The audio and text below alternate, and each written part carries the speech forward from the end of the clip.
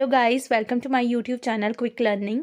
तो आज की इस वीडियो में हम कॉन्स्टिट्यूशन हमारे इंडिया के संविधान की जो 12 सूचियां हैं, 12 शेड्यूल्स हैं, उनको याद करेंगे ट्रिक की हेल्प से। तो किस सूची में क्या है, किस शेड्यूल्स में क्या दिया हुआ है, इसको हम याद करेंगे ट्रिक की हेल्प से। और ऐसी ट्रिक बताई गई है कि आप इसको कभी भी भूल नहीं पाओगे, जो कि हर एक एग्ज़ाम के लिए बहुत ही इंपॉर्टेंट है। करने से पहले मैं आपको इंडियन कॉन्स्टिट्यूशन के बारे में थोड़ा सा बता देती हूँ। तो जो हमारा इंडियन कॉन्स्टिट्यूशन है वो 26 जनवरी 1950 को एक्ट में आया था। मीन्स जो हमारे संविधान को 26 जनवरी 1950 को लागू किया गया था। जब हमारा कॉन्स्टिट्यूशन बना था तब इसमें 395 आर्टिकल्स थे, 22 पार्ट्स थे इसके, और इसके 8 शेड्यूल्स थे, 8 सूचियाँ थी इसकी। बट अब इसके 448 आर्टिकल्स हैं, 25 पार्ट्स हैं, 12 शेड्यूल्स है, 12 सूचियां हैं था। तब भी हमारा कॉन्स्टिट्यूशन वर्ल्ड का सबसे बड़ा कॉन्स्टिट्यूशन था, और आज भी हमारा कॉन्स्टिट्यूशन है जो वो वर्ल्ड का सबसे लेंथियत कॉन्स्टिट्यूशन है। तो शुरू करते हैं आज की वीडियो को, ट्रिक से याद करते हैं। इधरली साइड मैंने सूचियों को लिखा है, इधरली साइड इनके विवरण को लिखा है। मीन्स कि किस शेड्यूल में कौन सी चीज़ बताई गई है। इधर मैंने सूची के नंबर को लिखा है, शेड्यूल्स के नंबर को लिखा है, इधर की इसमें कौन सी चीज़ बताई गई है, किस चीज़ का इसमें वर्णन किया गया है। तो फर्स्ट अनुसूची फर्स्ट, इसको हमने ऐसे ही याद करना है। फर्स्ट पर क्या है, फर्स्ट सूची में सभी राज्यों और संघ शासित प्रदेशों की सूची।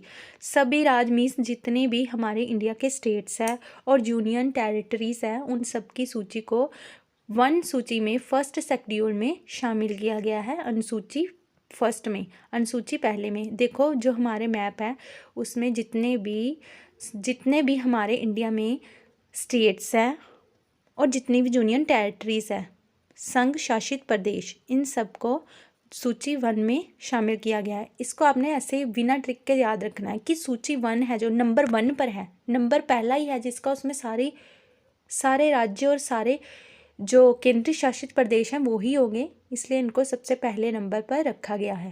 सूची 1 में सभी राज्यों और संघ शासित प्रदेशों की सूची का भी वर्णन किया गया है, सबको इसमें शामिल किया गया है शेड्यूल फर्स्ट में। हमारी सूची नंबर 2, अनुसूची 2, अनुसूची नंबर 2, इसमें क्या है, अनुसूची 2 में, अनुसूची नंबर शेड्यूल 2 में वेतन भत्तों का विवरण, वेतन भत्ते, अनुसूची 2।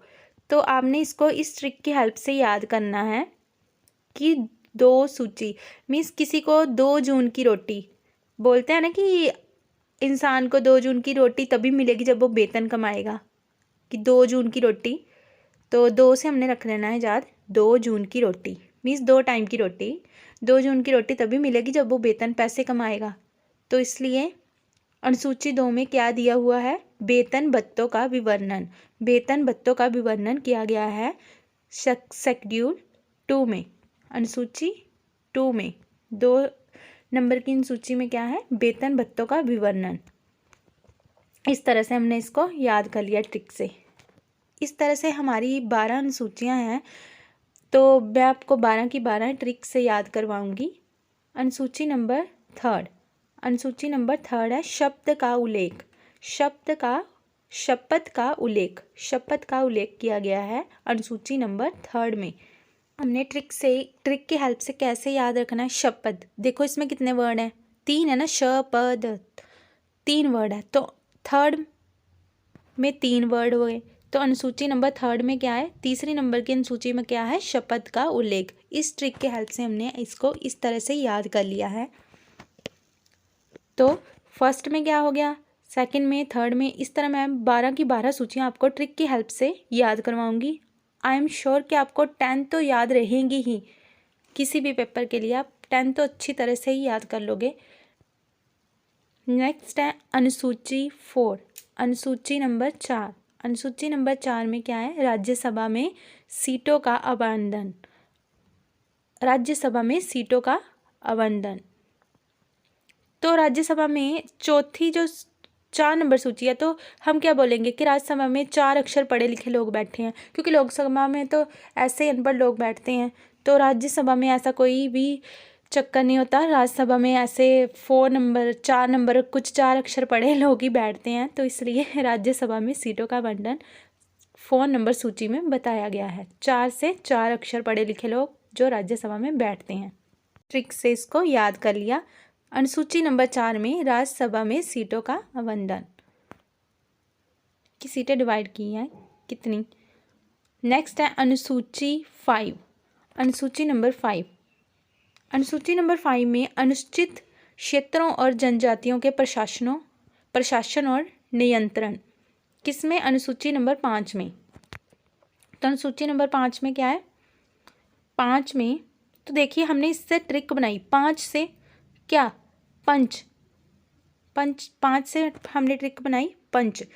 तो जो हमने इस ट्रिक को ऐसे याद कर लिया कि जो अनुसूचित क्षेत्र है, मीन्स जो कबीले वगैरह लोग हैं, वो जो लोग हैं वो जो ट्राइबल पीपल हैं, वो जो न्याय के लिए न्यायालय में नहीं जा सकते, इसलिए वो पंच मीन्स पंचायत के उसके द्वारा ही सरपंच के द्वारा ही जो अपने फैसले करवा लेते हैं। तो अनुसूचित क्षेत्र मीन्स पंचायत के द्वारा ही वो अपने सारे प्रॉब्लम्स जो मामले हैं उनको सॉल्व करवा लेते हैं।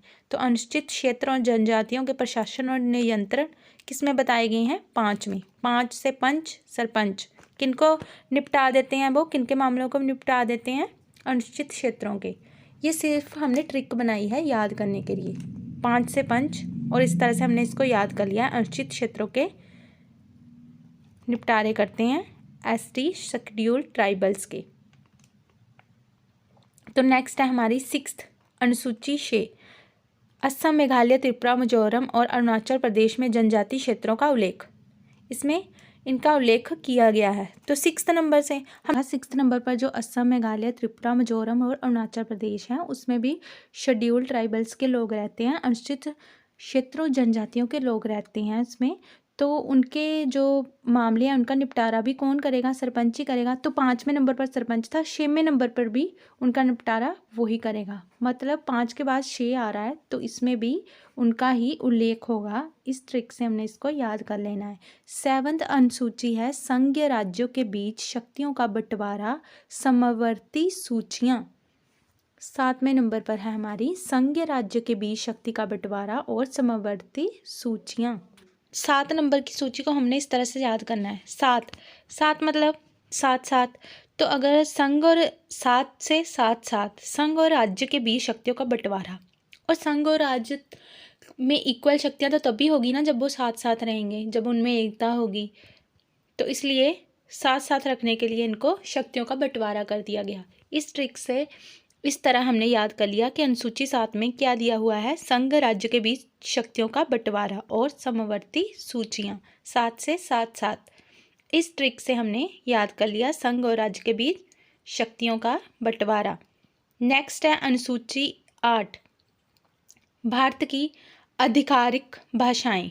भारत की जो लैंग्वेजेस हैं जितनी भी उनको शेड्यूल 8 में बताया गया है।